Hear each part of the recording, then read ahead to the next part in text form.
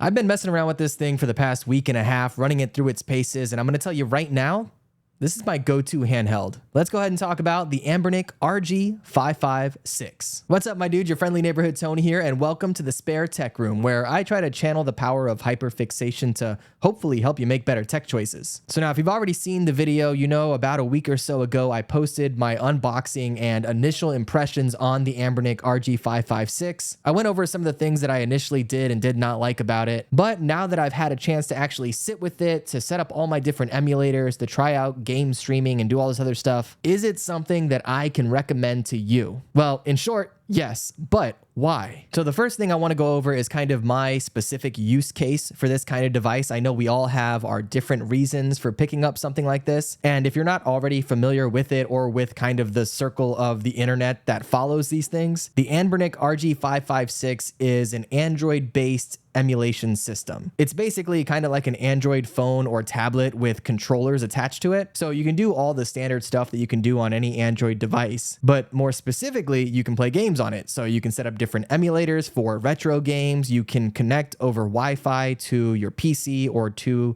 your Xbox or PlayStation and kind of play games remotely. There's a lot of really cool stuff that you can do with a device like this. So for me, what I was trying to do is basically a little bit of everything. You know, I wanted to go back and play some of those retro games that I grew up playing, or some of the ones that I might have missed along the way. I also wanted to be able to connect it to my PlayStation and to my PC to Steam in order to kind of play games on the couch or on the go. And all the while, I was looking for something that was powerful enough to play all these games and comfortable enough to play for several hours without feeling cramped up. Now, when you're looking at something like this, there are a number of different options, right? You have these Anbernic devices, you have a bunch of other companies that make similar devices. There's one in particular called Retroid, which makes the Retroid 4 and 4 Plus. Those are their most recent units. And if you saw kind of my unboxing and overview, you know that I also have the Retroid Pocket 3 Plus, which is the last unit that they came out with. And I kind of compared this to that a little bit. So I have a little experience with that. There's also something like the Odin, which is kind of the premier top of the line Android based device, but it is going to be a fair bit more expensive. Then you have things like the Steam Deck and the ROG Ally and the Lenovo Legion Go, which are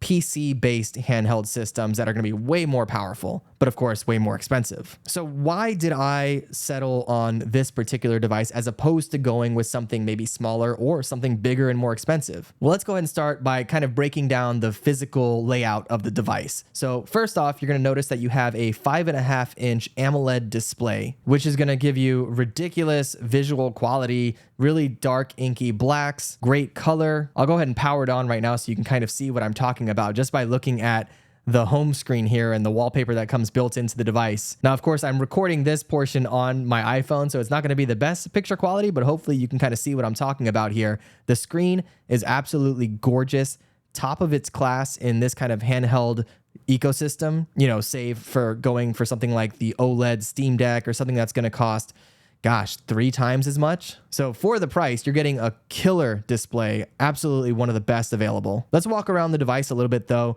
One of the things that I'll tell you right off the bat that's going to be kind of the big Achilles heel for this device are its thumbsticks. Now, these have been very much maligned on the internet. A lot of people have complained about them. And I'm going to tell you right here, they're not great. Okay, they have a weird, like, short throw to them, so they don't move very well. They also tend to snap to the cardinal positions, so north, south, east, and west. When you're trying to do more intricate movement, they kind of snap to the different directions. So not going to be great for a lot of intricate movement or games that require that. So overall, really, to me, that is probably the worst thing about this device, is that the sticks are just not that great. Now, aside from that, everything else is pretty good, physically that is. Now you have the D-pad here, which is kind of a slick D-pad. It doesn't have a lot of any kind of like grip to it or anything like that. But at the same time, because of that, it's not sharp and not uncomfortable to use. So I really do enjoy the D-pad. It might take a little getting used to if you're not already comfortable or familiar with this style, but I think it works really well. I didn't have any problems with it, you know, missing inputs or anything like that. So pretty solid D-pad there. The face buttons I really love. So again, I had previously used the Retroid Pocket 3 Plus, and the face buttons on that were very small and sharp. And these are still small, but they are rounded off well enough to where they're comfortable to press. Now, the one thing I don't like about them is that when you are just rubbing your finger over it, and it's going to be really hard to hear because I have a very directional microphone here, but they're a little, just ever so slightly jangly. So there's a little bit of a click to them just by touching them and rubbing your fingers over them. But pressing them, they have a really good give. They really click well. They're not clicky, so they don't make a lot of noise, but they just bounce back well and are really comfortable to use over an extended period of time. Now, also on the face, you have Anbernic's specific home button. That's going to launch you into their specific front end, which I'll be honest, I did not use much. I tested it out a little bit, but I don't really care for it. If you are an absolute beginner and you've never really messed around with anything like this might be good for you. You know, you buy this system with an SD card that already has a few games in it, and you can fire it right up and jump right into a game without having to sort out any of the particular emulators or anything like that. So it is good for that purpose, but if you're really trying to get the best out of this, you want to not use that. So I haven't been using that. You also have a back and home button here, which you can have take you back to the main screen, or you can set your particular front end. So for me, I like to use Daijisho, but you might use Emulation Station or any other number of front end systems for your emulators. You can program this to take you right back to that home screen. On the right-hand side, you have a select and start button, which I feel like are in a really good spot. Again, I'm comparing this a lot to the Retroid Pocket 3 Plus, but their select and start buttons were on the very top, which I did not love. This is, I feel like, the perfect place for both of those. So overall, the face of the device I think is really great. The sticks are a bit lacking. You know, these buttons are a little clacky here, but aside from that, I think it's phenomenal. I don't have a lot of complaints here. There is also a light behind the sticks here that you may see. I have it turned down all the way, but you can crank that light up more if you want to. And this device comes in the black version that you see here, as well as a transparent blue. So if you have the transparent blue, one, it's going to look very different. And I'll throw up a picture of it here so that way you can see what I'm talking about. But the kind of glow where the sticks are is going to come through a lot more on that transparent blue model, as opposed to this one where it, is kind of hidden by the black shell. Now, the reason why I went with the black version as opposed to the transparent blue is, one, because I kind of like to be a little more stealthy with my handheld systems. So I don't really want something that's going to stand out a whole lot.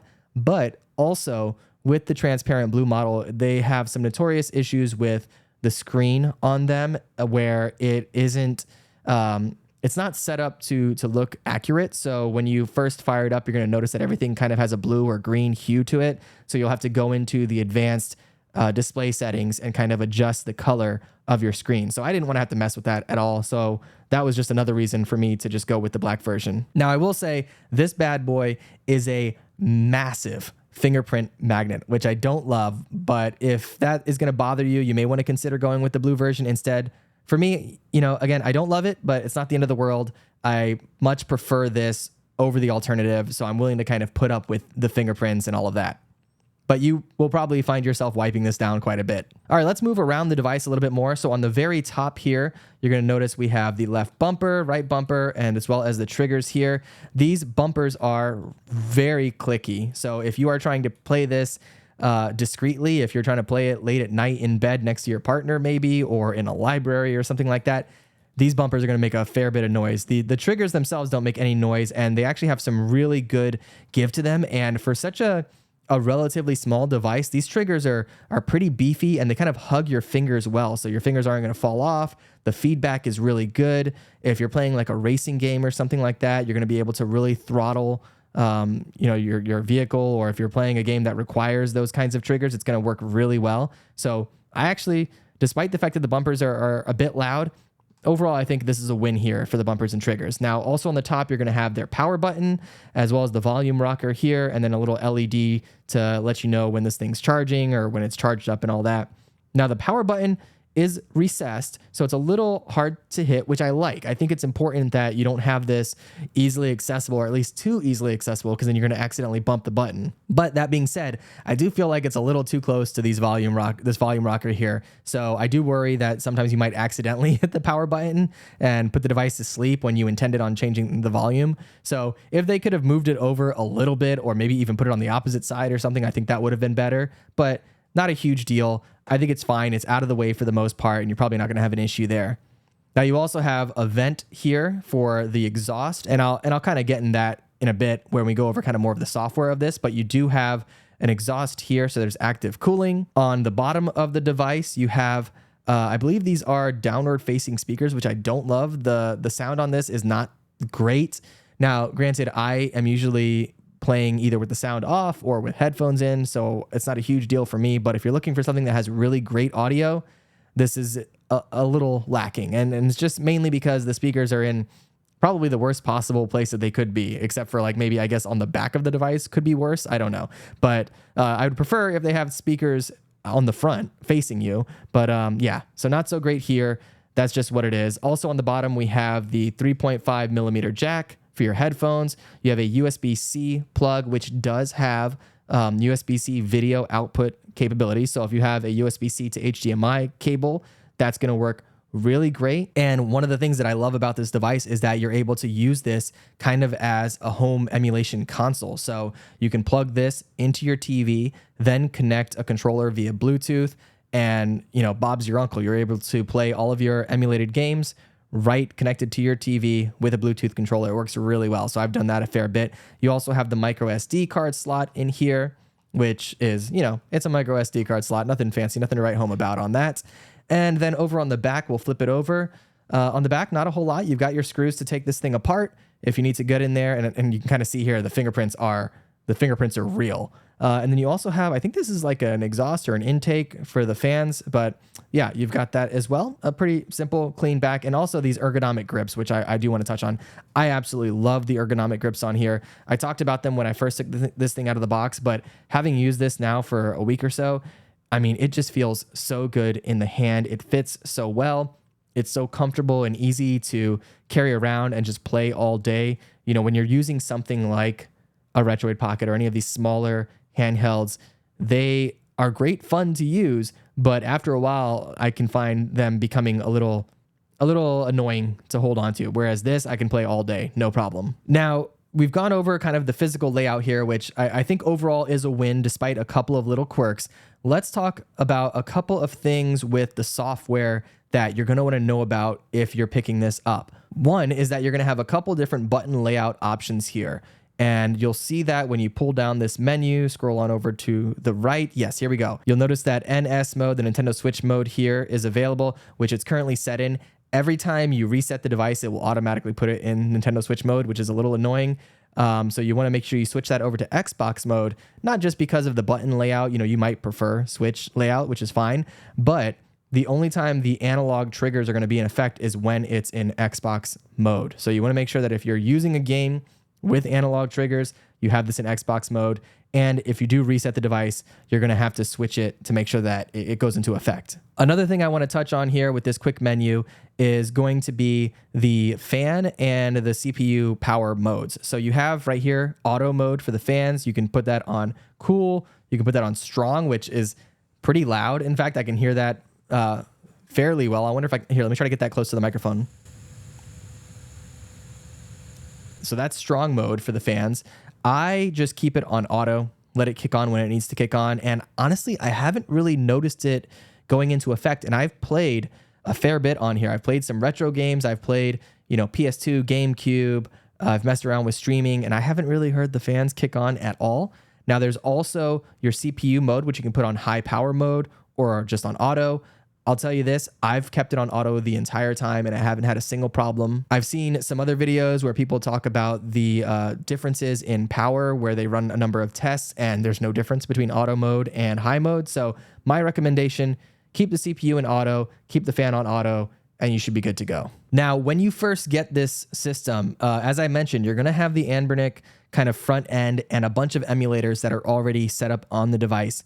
For me, personally, I recommend deleting all those emulators. Now, they will work for the most part, but you're going to find that they are much older than some of the new ones that are available now, and they're pretty out of date. So you're not going to get the best performance and the best compatibility with the emulators that come with the system. So I would recommend, if you are up for it, check out a tutorial on how to set this thing up from scratch. There's one that I really love. Well, there's a couple. One that I think I use the most on this particular device is from Joey's Retro Handhelds. He's amazing, makes great content. So I'll link to that in the description below. Definitely check that out if you're looking to set this up. I use that a lot, as well as the tutorials from Russ from Retro Game Core. So I kind of had both opened on 2 different screens and was making sure that I wasn't missing anything. So if you want to know how to set this up with all the different emulators and front ends and all that stuff, I'll link to both of those in the description box. But I do recommend trying to do that if you can, just because it's going to give you the best possible performance and you're going to get the best kind of bang for your buck with this device. Now, as far as a front end, if you're not familiar with all this, of course, you have your emulators that play all the different games, and then you have kind of a front end, which is kind of like a home screen for all of this, and it kind of organizes everything, gets it all in one place. There are a couple you can use. There's Emulation Station, which recently came over to Android. That one is going to cost you like $5 or so. I did purchase that. I tested it out. It's good. Don't get me wrong, but I prefer a different one, which is a free front end called Daigisho. And so that's what I have here. I'll go ahead and fire that up so you can kind of see what that looks like. And this is Daigisho. It is very similar to Emulation Station in a lot of ways, but I just kind of prefer the layout here and the way it looks and the way it organizes everything and the way that it kind of works with all the different emulators. It's my personal preference, but again, you're not going to go wrong either way. One thing I will tell you, actually, while we're in here, so when you're navigating Daigisho, you have the ability to move between these kind of tabs here: platforms, widgets, apps, settings, all that stuff. And that's going to move generally with your bumpers. And with the different game systems, you'll notice I'm on Game Boy Advance here, Game Boy Color, Nintendo GameCube, all that. That normally you would navigate using the triggers. But when you are in that Xbox mode with the analog triggers, these will not work in Daigisho with navigating the menu. So I went ahead and just remapped those to these arrow keys right here, so left and right. Now, if you're in the Nintendo trigger mode, Nintendo button mode, they will work, but not with the Xbox mode. So that's just a little weird quirk. I don't know why that is the way it is. Hopefully they fix that in a software update, but I just thought I'd let you know. So yeah, you can choose the front end that works best for you. I like Daigisho. Emulation Station is good as well. It does cost you $5, but you know, you're not going to go wrong either way. Now, I also want to touch on what is playable on this device. I briefly mentioned PlayStation 2, GameCube, that kind of thing. But I want to let you know that what you can play on this for the price versus other systems. And I think the 2 biggest competitors of this right now are going to be the Retroid Pocket 4 Plus and potentially the Odin 2. And this is not as powerful as either of those devices, but it is significantly cheaper than both of them. And it has a lot of perks that come along with it, especially, you know, the OLED screen and the ergonomic grip and all of that. So, and also a bigger screen than something like the Retroid Pocket. But price to performance, what you're getting out of this is you're going to play everything up to and including pretty much every game on PlayStation 2 and GameCube, everything that's available for Android systems. You can play most of those games at 2 times resolution, not all of them. So I kind of just keep it at 1.5 or 1 time, and then I might bump it up if I feel like the system can handle it for a particular game. But you're going to be just fine with GameCube and PS2. Switch, not so much. It's not really going to play Switch except for some very low-level games, but anything significant on Switch is not going to run on this very well at all. Whereas with something like the Odin 2, with that is, you know, one of the most powerful Android systems available today. So that's going to play everything up to and including Switch. That being said, it costs a fair bit more. This I picked up for around $175 shipped, so that includes shipping. And I'll go ahead and link to where I got it from in the description box below. That is the best price I've seen on it, bar none. And so if you can get it for that price, I highly recommend it. If you're looking at something like the Retroid Pocket 4 Plus, that's going to be $200 plus shipping, which I think is normally around $15. So, you know, it is significantly more expensive. It is going to play those PlayStation 2 and GameCube games at a slightly higher resolution. So if it's that important that you're able to upscale these a little bit more, then you might go that route. I personally don't think it's worth the price. And also it's nowhere near as comfortable as this device, and the screen is nowhere near as good. So you have to pick what's going to be more important to you. And as far as the Odin, I mean, that's on an entirely different level. It's going to end up costing you $130 more than this. So you consider this is $175. Do you want to pay another $130 on top of that in order to be able to play Switch games, which maybe you are. But I will say that I do think this is more comfortable than the Odin. I've messed around with the Odin too, and it's not uncomfortable, but this is just better. This is the second best as far as ergonomics Android handheld system that I've used, second only to the Logitech G Cloud, which unfortunately is a very not powerful device, but oh boy, is that thing comfy. And this is right up there just behind it. So a couple other things that we'll talk about before we wrap up here. One is the battery life on this is pretty phenomenal. It is, I think they say anywhere between 3 and like 12 hours, 3 hours if you're playing some really intense games that are taking a lot of the processing power. But if you're playing something like, Game Boy Advance or Super Nintendo or Game Gear or whatever, that thing's going to last you all day. And it doesn't have quick charge that I'm aware of, but it charges up pretty quickly. I just throw it on the charger here and there and I have no problem with it. I haven't run into a situation where I picked it up and it was dead. So as long as you're charging it relatively frequently, you're going to be totally fine. Also, I will say those ergonomics are a gift and a curse, right? It feels super comfy in the hand. It's a good size. It's got a big screen, but because of that, it is not going to be very pocketable. So if you're looking for something that you can throw into your pocket, unless you're rocking some cargo shorts, you can throw it in that pocket, no problem. But if you're just wearing, regular pants or skinny jeans, God forbid, this is not going to work for that particular purpose. But at the same time, like I said, it is $130 less than the Odin 2. So you can grab this and get yourself a small handheld like a Miu Mini Plus, or maybe that new, was it RG556 SP that just came out. So you can have this and a smaller handheld for the same price as something like the Odin 2, or even cheaper, in fact. So something to consider. Not super pocketable, but it just depends on what you're looking for there. Also, last thing I want to say is the internet connectivity on this device. So this has Bluetooth, it has Wi-Fi, and of course it has video out, which are great features. The Wi-Fi on this is weirdly weak. So I have, I think 500 down in my home, and I have a mesh network. So I have routers in every room. I have one right behind me here, and I'm able to get really good Wi-Fi speed on all of my devices. But on this, for some reason, I was maxing out at like 100 megabits per second, and all my other devices were getting between 400 and 500. So very strange. I don't know why the Wi-Fi is so bad on this device. That being said, I did test out the ability to connect this to my PlayStation 5 and also to remote play via Steam. And I didn't have any problems with that. It stayed connected. I didn't have any lag issues. I know some people might have lag issues depending on your home network, but for me, it worked fine. It was just a little concerning that the Wi-Fi was not picking up as well as it does on literally every other device I have. So that is something that I would like to see Anbernic work on in the future if they're able to put a better Wi-Fi chip in this thing, fix the sticks. I mean, and honestly, that's about it though. Everything else I feel like is really great.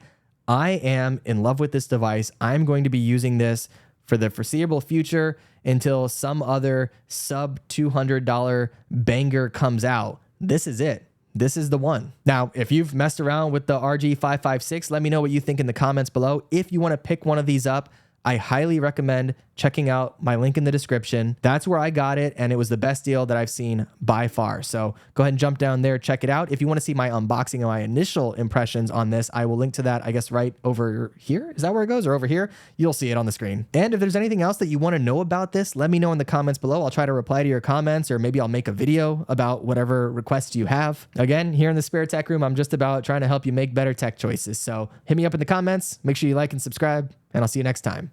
Be good.